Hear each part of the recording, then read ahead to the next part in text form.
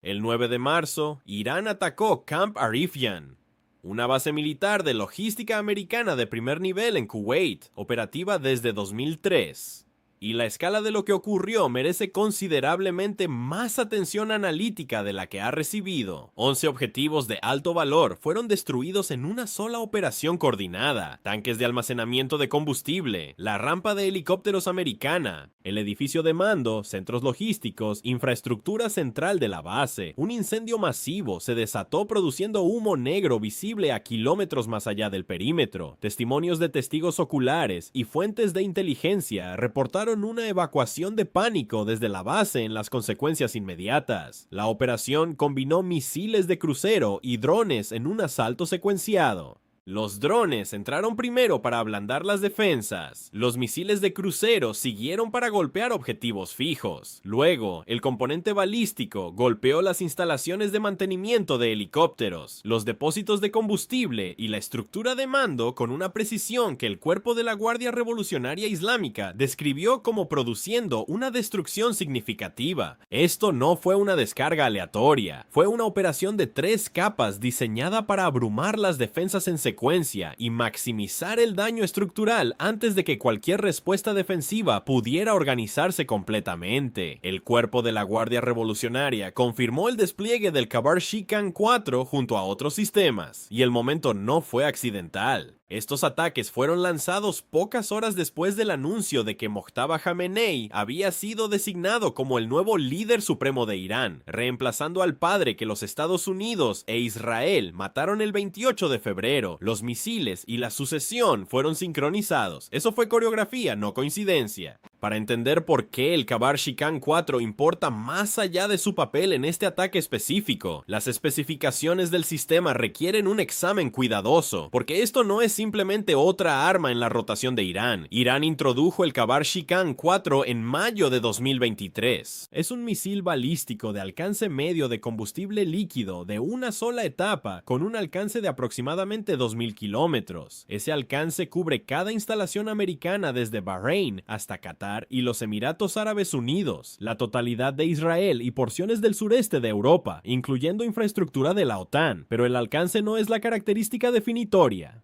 La ojiva carga una capacidad de carga que los medios estatales iraníes han descrito como una ojiva convencional de 2 toneladas, la ojiva convencional más pesada en todo el arsenal de Irán, por un margen significativo. Nada más que despliegan se acerca siquiera. Por debajo de la superficie, el sistema opera con un nuevo motor de cohete de combustible líquido y lleva un vehículo de reentrada de maniobra separable, construido específicamente para ajustar su trayectoria durante el descenso terminal. Eso significa que puede alterar su curso en camino hacia abajo para evadir interceptores, incluyendo el Patriot Pack-3 y el THAAD. El sistema de guía combina navegación inercial con corrección satelital, proporcionando suficiente precisión para atacar objetivos específicos de punto, un depósito de combustible, un edificio de mando, una intersección de pista, en lugar de simplemente un área general. Los funcionarios iraníes también han declarado que redujeron el tiempo de preparación de combustible en comparación con diseños anteriores de combustible líquido. Eso importa operacionalmente porque los misiles de combustible líquido permanecen expuestos en la plataforma de lanzamiento durante el reabastecimiento. Esa ventana es su vulnerabilidad tradicional a los ataques preventivos. Una secuencia de reabastecimiento más rápida significa una ventana más pequeña. Toda la familia Kabar traza su linaje de ingeniería al norcoreano Hwasong 10, pero los ingenieros iraníes lo reconstruyeron desde la estructura hacia arriba. Marcos reforzados, configuraciones de tanques diferentes, electrónica de guía actualizada. Lo que comenzó como un plano norcoreano es ahora un arma iraní construida con un propósito específico y con capacidades que el original nunca tuvo. La confirmación del despliegue en campo de batalla del arma vino de un corresponsal de televisión francés que reportaba desde dentro de Irán, quien confirmó que el Kabar Shikan 4 golpeó instalaciones americanas en Qatar y Bahrein durante la tercera oleada de la operación. El misil golpeó aparentemente la terminal de combustible principal que apoya a la quinta quinta flota de los Estados Unidos, desencadenando un incendio masivo en Manama. En Tel Aviv, un Kibar Shikan 4 separado causó aparentemente daños graves al complejo del Ministerio de Defensa israelí. Un tercero golpeó una base americana en los Emiratos. Los tres parecen haber alcanzado sus objetivos designados. El vocero del Cuerpo de la Guardia Revolucionaria declaró públicamente que Irán está preparado para un conflicto prolongado y que sus armas más nuevas aún no han sido desplegadas a escala completa. Detente un momento en esa frase. Después de 31 oleadas de ataques, después de más de 500 misiles balísticos, después de casi 2000 drones. El Cuerpo de la Guardia Revolucionaria todavía describe esto como la fase inicial. La mayoría de los observadores externos han estado operando bajo el supuesto de que Irán está agotando sus reservas y quedándose sin opciones. El panorama interno es diferente. Un funcionario de alto rango del Cuerpo de la Guardia Revolucionaria le dijo a la agencia Fars que los misiles utilizados hasta ahora han sido predominantemente de los años de producción 2012 a 2014. Irán ha estado deliberadamente reteniendo su arsenal moderno. Eso no es desesperación, eso es racionamiento para una guerra que esperan que dure semanas, no días. La distinción entre lo que se ha usado y lo que se ha retenido es el dato estratégico más importante que los informes oficiales no están comunicando con claridad. La sucesión en Teherán está directamente conectada a cada ojiva que actualmente está en el aire, y entender esa conexión requiere entender quién es realmente Mojtaba Khamenei. Poco después de la medianoche del 8 de marzo, hora de Teherán, la Asamblea de Expertos de Irán, el cuerpo clerical de 88 miembros, anunció a Mojtaba Hussein Khamenei como el tercer líder supremo de la República Islámica. Tiene 56 años. Es el segundo hijo del hombre que los Estados Unidos e Israel mataron 10 días antes. El proceso que lo llevó al poder no fue limpio. Las condiciones de guerra activa interrumpieron el procedimiento normal de sucesión. Reuters reportó que la asamblea debatió la deliberación remota o escrita porque una sesión plenaria presencial era difícil de llevar a cabo bajo bombardeo sostenido.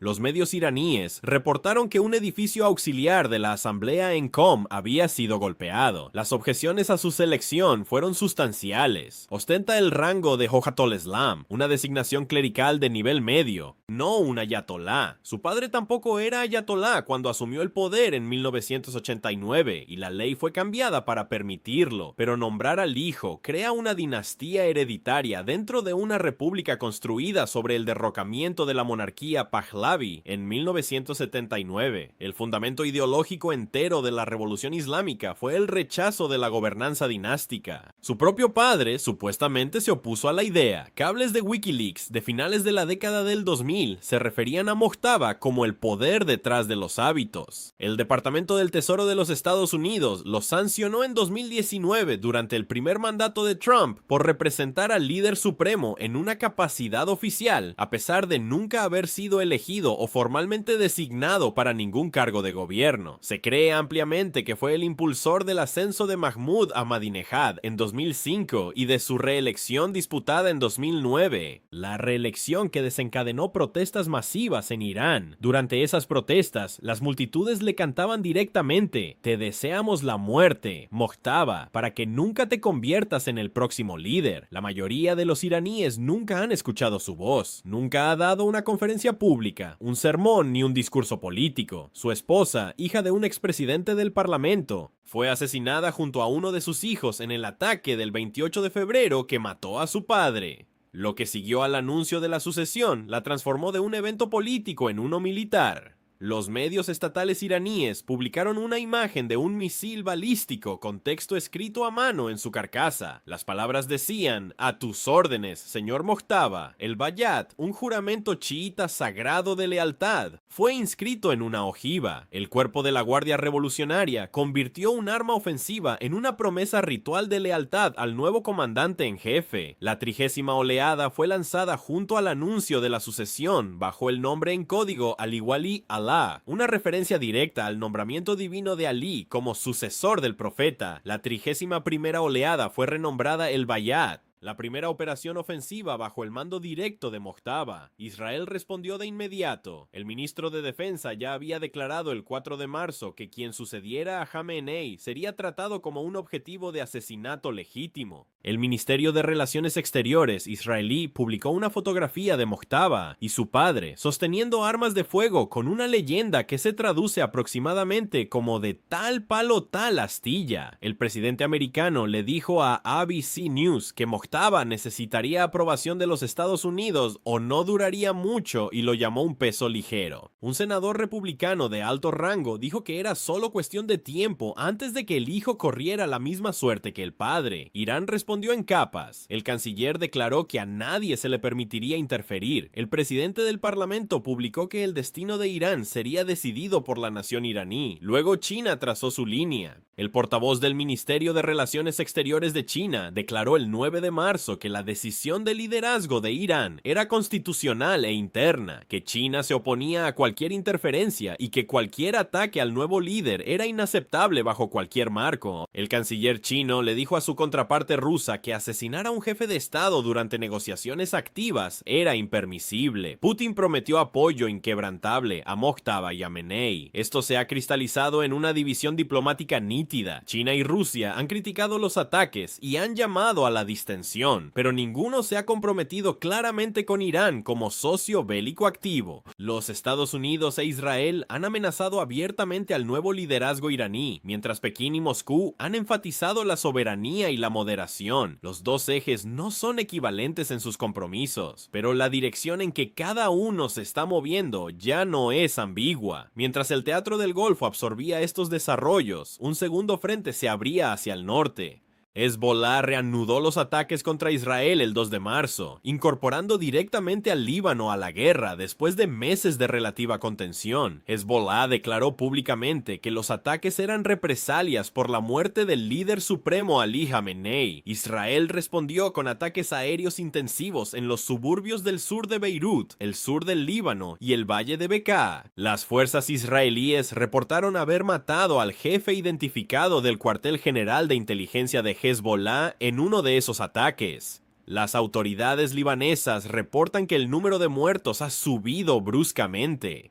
Casi 700,000 personas han sido desplazadas en el Líbano desde que se reanudaron los combates. 2 soldados israelíes fueron asesinados en el sur del Líbano a medida que los combates se expandieron. Human Rights Watch reportó por separado evidencia del uso de fósforo blanco sobre áreas residenciales en una aldea del sur libanés. Esto ya no es un intercambio fronterizo contenido. El Líbano ha sido atraído más profundamente a la guerra y el costo está aumentando en ambos lados simultáneamente.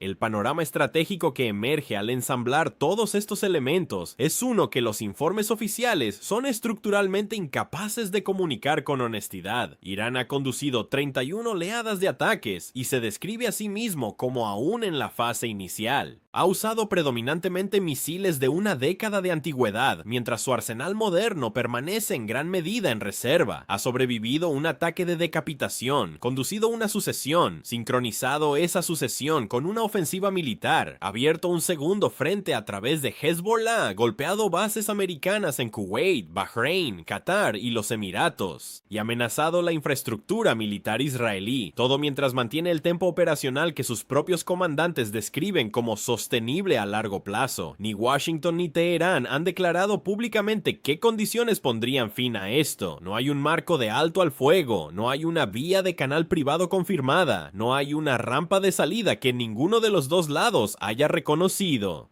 Lo único que ambos lados han dejado en claro es que no han terminado. El Kabar Shikan 4 que golpeó Camp Arifian no es el arma más avanzada de Irán. Las armas que Irán describe como aún no desplegadas a escala completa sí lo son. Esa brecha entre lo que se ha usado y lo que se está manteniendo en reserva es la variable que ningún juego de guerra, ningún informe oficial y ningún modelo de mercado ha valorado completamente. En el análisis de conflictos armados hay una tentación constante de medir el estado de una guerra por lo que ya ocurrió, los ataques confirmados, los muertos contados, las bases dañadas, los mercados perturbados. Pero los conflictos no son una suma de lo ya ocurrido, son la tensión entre lo que fue usado y lo que todavía no.